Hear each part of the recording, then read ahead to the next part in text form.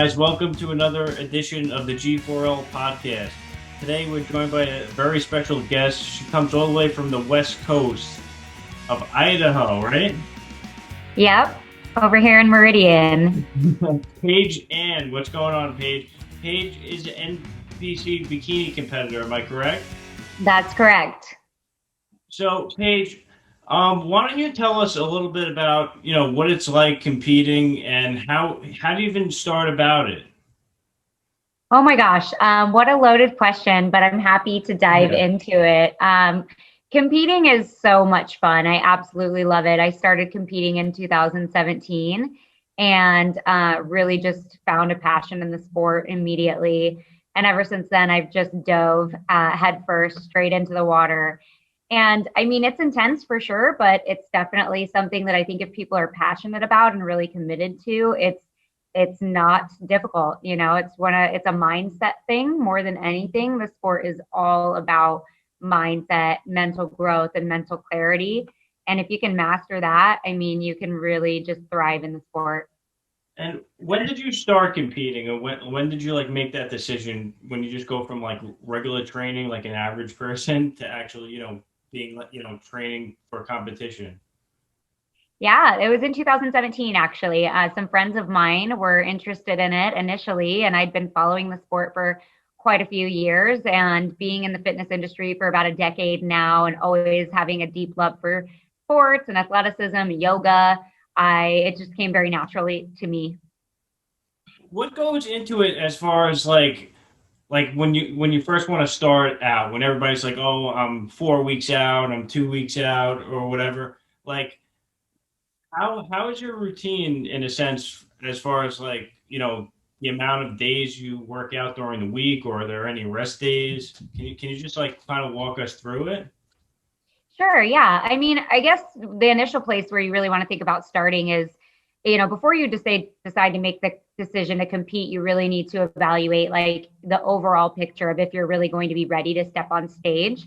So before you just go straight into a prep, really, you need to have like an effective building season where your programming is designed to build muscle, not necessarily get that shredded stage lean look. So, Hmm. that kind of programming is all about compound movements and progressive overload and time under tension and frequency, really. So, an appropriate training program for me is generally in my off season or in a building bulking season where I'm really trying to build my shape and my frame, 4 to 5 days per week of weight training, heavy weight training, really hitting a lot of those compound movements. I mean, I'm in the gym anywhere from, an hour to 3 hours, depending on what I'm doing and what I'm really working on. If it's an AMRAP day where I'm trying to get as many reps as possible at the highest weight possible for that lift, then I'm there a lot longer because that's super technical and takes a lot of work. If it's more of like a conditioning day, I might bust through those workouts a little bit faster. So that's where I go from maybe an hour to a 3 hour workout. That's where it can vary. So once you really like successfully executed an off season and you've built your physique and you've, gained the appropriate amount of muscle mass and the right kind of shape for the division that you're competing in, then you go into the prep. And, that's where the fun starts. That's where you really start to peel back the layers and see all of your hard work in your building season come to fruition. And that usually involves a lot more cardio or at least some cardio. It doesn't necessarily have to involve like large amounts of cardio for my body type because I'm really petite. I'm like 4'11" and like 110 pounds. I have to do a lot of cardio. I just have a really adapted metabolism. My metabolism is really adapted to activity. So I can't get lean without doing extreme amounts of activity or dieting down pretty well. So my cardio goes up to like 5 to 7 days a week, and my gym routine is still at 5 days a week. So it's pretty inclusive. It's pretty much an all day, everyday thing. And when you say you do cardio, and that's more like towards leaning towards the shows, right? Yeah, Um, for sure. Yeah. and what cardio would you prefer? Like I running on a love treadmill or swimming or something? Or what do you love to do? Sorry if I cut you. I'm a freak. Like people think I'm crazy. I love cardio. Like no bodybuilders like cardio. They all really like weight training, but I love it. And I really specifically love HIIT cardio. So anything that's like high intensity interval where you're just going hard and fast for 30 seconds and then a rest time. And then you kind of repeat that regimen for maybe a total of like 15 minutes. I love sprints. I love the bike. I'm a mountain biker as well. And I played endurance sports my whole life. So anything intense, oh my gosh, I love it. No swimming. Swimming is boring. Swimming is boring. Yeah. So what are the gyms that you train over there? Is there like over here we have like Retro Fitness, LA Fitness. You guys have like a Gold's Gym, or what do you have there? We used to, yeah. Gold's used to be kind of one of the big chains here, but they were bought out by a company called Axiom, which is a locally owned company now, actually. And they're the biggest, probably, gym franchise in the Treasure Valley. Then we also have a couple Planet Fitnesses. They're not really bodybuilding focused, but there are a couple of those around. I personally train at the Mecca Gym. The Mecca Gym is definitely like the elite bodybuilding gym in the Treasure Valley where I'm from, and it's incredible. And I was looking at your page. Don't you have you're the owner of like a wellness center, right? Yeah, yeah. I saw like there was like things with like IVs and stuff. Maybe you want to speak on that? Totally. Yes, I own Vitality Wellness Center, and we're a medically based wellness center. We offer everything from personal training and nutrition coaching to IV therapy and lipotropic injections. We treat autoimmune diseases. We help people with diabetes, thyroid function, and hormone replacement therapy as well. But I would say what you're talking about with the IVs, that's definitely like one of our most popular services. They are incredible. It's literally like a drip therapy. You get an IV into your arm and you get a cocktail your bag kind of with whatever that you want to cocktail it with. It can be for like sports recovery or for like hair, skin, and nail glow, get that beauty glow going. It can be for like boosting your immune system, mood boost, energy enhancement, detox, like a hangover cure. Those are always fun. Yeah, it's definitely we definitely need that here. We don't have where I live in New York, and now everybody is kind of scared that we're going to go back into shutdown again. So I don't know, how is it over there? Do they have like a mask requirement in the gyms and stuff, or how's it In the working? gyms, they're not requiring it. Things honestly over here in Idaho are pretty mild in comparison to a lot of the hot spot states, like even just our neighboring state, California and Washington. They're getting hit a lot harder than us. Our cases have been starting to go up, I think, which is pretty iconic for everywhere, but we're still just nowhere near, the type of restrictions and requirements as a lot of other states. We do have a mask mandate, but not in the gym. So I'm pretty thankful for that so far. Oh, well, that's good. I mean, over here, everybody's just scared. Everybody's just wondering, like, when is it going to shut down? Should I order dumbbells online and stuff Yeah. like that? Um, Yeah. but I would like to know, like, if you could try and get a little specific into, like, say, for instance, if it was like a leg day or an arm day, like what you would eat for like breakfast, lunch, and dinner, or even how many meals a day, and like how many say for like the main body parts, say like a squat or something like that. How many reps and sets would you do, and like what amount of weight? Okay. So I'll unpack that a bit, starting with like the first question of like how many meals per day I eat. I personally am a fan of fasting because I am totally a hungry girl at night. Like I like my nighttime snacks. I like to curl up on the couch next to my fireplace and eat late. So I fast till about noon pretty much every day. And so my first meal is at noon. I'll have a lunch. And then after that, I start eating about every 3 hours. I'll eat again at 3, I'll eat again at 6, and I even eat at 9 o'clock at night. And then I go to bed at about 10:30, 11. So I give my body enough time to digest my food, about an hour, hour and a half, and then it's bedtime.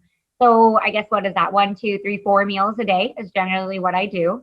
And getting specific, since I kind of skip breakfast, my lunch, that first meal, that noon, is usually more of a lunchy type of meal. And I mean, I'll have anything from like burrito type things. I love tacos and burritos. I'll do my meats and cheeses, tortillas. Of course, it's all weighed out and portioned in specific amounts. But that's a go-to fave for me. I also am a pizza lover. I love pizza, but you can't eat pizza in prep and lean out, like not the good kind anyways. So I have all kinds of like pizza recipes that I just absolutely love making different variations of that range in like the 300 to 400 calorie range for like a whole pizza. I mean, that doesn't look very big, but it's big in my mind. And I love pizzas. I eat those a lot for dinner. And then my snacks are usually things like just simple stuff like boiled eggs or meat and cheese or, rice cakes with peanut butter and fruit on top. I like to keep it really simple, but still flavorful. I like to use a lot of different cinnamons and nutmegs and dressings to really spice up my life with my, minimal amount of food that you get to eat during. Yeah. Oh, As far as like rep range and set range, like what would you do? So like on say like a leg day for like say squats, and like it's like a couple of days out for the competition. It's your last leg day before the competition. What would your exercise routine look like? yeah. So last leg day before the competition, generally I'm doing like higher repetitions on those days. I'll do kind of like a full body composition, really focusing on pumping up my glutes, getting them nice and full, trying to pump all that glycogen into the muscles so they look really big. I'll do like banded kickbacks. I love those, or cable kickbacks. My rep ranges are anywhere from usually probably on those days like 8 to 12 or 15 reps, and keeping the weight like moderate, not super heavy, not going for like an AMRAP, meaning as many reps as possible. Mhm. And yeah, definitely like cable kickbacks, squats, leg press, deadlifts, stiff leg deadlifts. Those are some of my go-to faves. Now, do you have anything against like using like say the Smith machine versus the regular squat rack? Not particularly. I think they serve different purposes. And, Smith machine squats are totally fine and serve a purpose. A real squat rack is more like utilizing more of a compound movement. So you're going to use more body parts. I mean, you get a little bit less help from the machine. So it's going to be a little bit more difficult than that of a Smith machine, but they both serve a great purpose. Yeah, I always hear that bodybuilders use them a lot only because they fear like they're gonna get hurt or like risking injury. Have you ever had to deal with any injuries in the past? Hopefully not. Nothing super significant. No, I've definitely had to deal with injuries from like my athletic sports that I've played, like snowboarding and BMX riding. I've certainly gotten injured doing those things, but not. I've BMX been, riding. That's pretty yeah, cool. yeah. I did that for like 3 years, and Wow. I was actually really good. I never lost. I took first in every race. First in every race. Yeah. I gotta check those out. Yeah, it was a lot of fun. But no, I've been fortunate to never be like significantly injured in bodybuilding. I mean, you get little muscle strains here and there when you're really overloading your central nervous system, but not anything significant. So I don't personally prefer the Smith machine because I actually really enjoy powerlifting, and that would be utilizing like real squat racks and Mhm. deadlift bars over the Smith machine. So I don't use the Smith machine that much actually. And when you do like those deadlifts and stuff, do you use like chalk or a belt or just you do it raw? Yeah, I definitely use a belt when I get, the heavier you get, you got to protect your back. Those pieces of equipment are definitely helpful for that. And I use straps because I have no wrist strength at all. Luckily, deadlifts are not necessarily about grip strength, so I really don't care. And I definitely strap up. I don't use chalk because it's not, doesn't give me enough of a grip. I do Okay. use chalk for my pull-ups though. Oh yeah, for the pull-ups. Yeah. See, I can't. I'm actually being that I asked you coming off injury. I tore my bicep earlier this year, so Um, I'm coming at it. I'm trying to recover from that. So like I'm trying to find out different exercises around. I can't do like the pull. I'm like scared to do a pull up without like tearing it again or something. yeah, I don't blame you. But as what about like as far as like pre-workout or supplements or is there anything that could you could tell us that will helps you like pump you up in the gym? Yes, definitely. So I am a fan of good old fashioned sugar free Red Bull. I love Red Bulls before. Yeah, totally. I will, I think I'm drinking one right now, actually. I am. Here we go.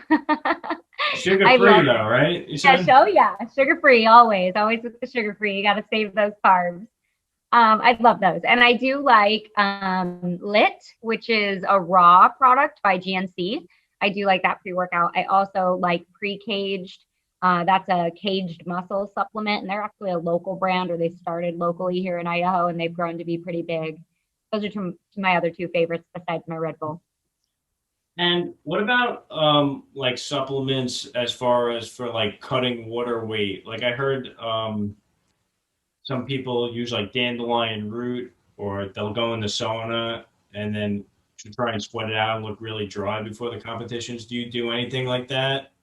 I don't do a lot of sodium or water manipulation. I have done like legitimate diuretics, like HCTZ, which is like a prescribed diuretic by a medical provider. But I've never done any kind of supplemental diuretics. And when I did HCTZ, it was actually like a week before the show, just to kind of see what it did for me and see if it dumped water weight. And there's a lot of controversy behind that. I think for some people it works really well, for some it doesn't. I won't say it didn't work for me. I didn't mind it, and I'd probably use some kind of diuretic here or there in the future, but you definitely have to be careful with those things, and they're not necessary. You can really achieve the appropriate look with the appropriate nutrition science without using those things. And what about posing? Do you do a lot of posing before the competition? Do you practice that yourself, or do you have a coach? Absolutely. I pose like twice a week, if not more. Right now, when I'm not in like on season and it's 3 months out from the competition, when it's 3 months out from the competition, I'm posing every single day for 12 weeks straight, just every day for at least 30 minutes, really nailing that routine. Otherwise, it's at least twice a week, every single week, and usually for like an hour, hour and a half. An hour and a half just in the mirror posing. Oh yeah, yeah. It takes a lot of practice to perfect all those poses, and it's a lot of work. It's like a workout. Yeah, that's cool. What about is there like a role model or somebody that you look up to that got you into this or? I wouldn't say it was anybody particularly as far as that got me into it, but now that I've, been fully entrenched in the sport, there's definitely a couple of people that I really admire. One of them is my coach, Eric Cafferty. He owns the Mecca Gym, and he's really incredible and has just, changed my entire perspective around competing and really been able to take me to that elite level. Super excited to work with him. The other people that I really like, I love Holly Baxter. She's great. She is a WBFF competitor. She used to be an NPC and IFBB, but then she switched over to WBFF. It's just another division of bodybuilding. She's really incredible. She's a registered dietitian, and I do follow her and resonate with pretty much everything she says. She's great. So you do have some people that that kind of inspired you in a sense then. For sure. For Yeah. sure. And how do you think, like, if there was like one way to change the fitness industry in a sense, like, how could we improve it? Like, say the gyms, for instance, if we just take the gyms, what do you think we could use better machines or something like that? I don't think it's about the machines. I love that question, actually. And it really is like a passion of mine to share this with people. I think that the most important thing when it comes to like improving fitness or changing fitness, it's all about making it vital, like making it normal, making it vital, not making it some special thing that's like so incredible if you're a fit person and like you're doing something so outside of the norm. I have like a desire and a dream to just make it be normal. Like it's what we should do. It's how we should live our lives. It shouldn't be anything special. It should just be normal day-to-day routine for everybody. Because can you imagine if everybody lived their lives like this, how much less mental health issues there would be and how much less obesity and just general health issues that there would be amongst the world. So I think it comes down to the culture of gyms. If the culture of the gym and the environment was more, maybe not that they're not welcoming, but if everybody felt like they for sure were welcomed and there wasn't any like stigmas, then I think more people would be inclined to, take themselves to those next levels of life.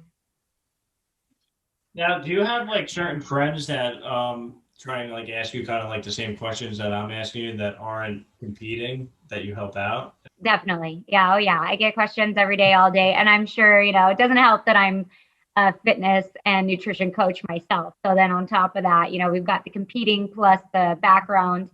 And I love it. I love getting these kinds of questions and talking about it.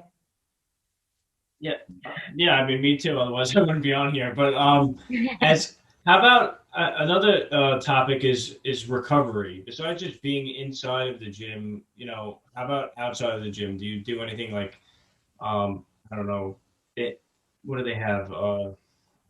Chirotherapy or something like that it's called, and or if you go to a chiropractor or cupping therapy, do you do anything like that? Yes, actually, I do quite a few things for recovery. I do yoga. I absolutely love yoga. And I've been doing yoga for long before I ever started competing.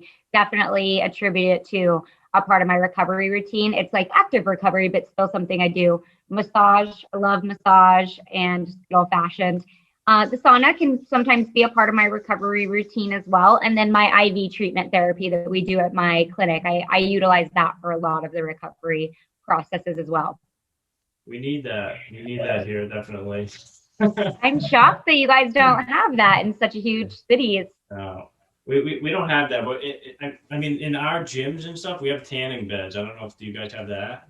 yes, we do have tanning You have beds. that. You have that. And that too, that's another factor, right? For the competition, you have to be like oiled and tan. Like how do you practice doing that as well? Yeah, definitely. So your own skin doesn't actually have to be tan. You can be pale, but it does help if you have a base tan. It just looks a little bit better. It doesn't make your skin look maybe quite as orange, I guess I would say, if you have a base tan. But it's all about skin prep. There is like a very specific way that you should prep your skin. And when you don't prep your skin, your tan will not look as good. So there's products you can buy, and I will spend at least 7, if not 14 days before a competition exfoliating my skin every single night with this specific product, with a specific type of glove, like a nylon glove, and then utilizing lotion every single day for at least 14 days before the show. So you think skincare is like a big part of bodybuilding, right? It's definitely critical. You've got to have, pH balance, and, all of the dead skin cells have to be off your skin. Definitely critical. Now, every time that you've competed, is there like a certain judge that everybody doesn't like, or there's like, oh, we're gonna get judged by this guy again, or not really? Or No, it's I all don't different. think so. I think it's actually the opposite. So in the NPC, there's quite a few judges, especially one that is like the judge that you want to get in front of.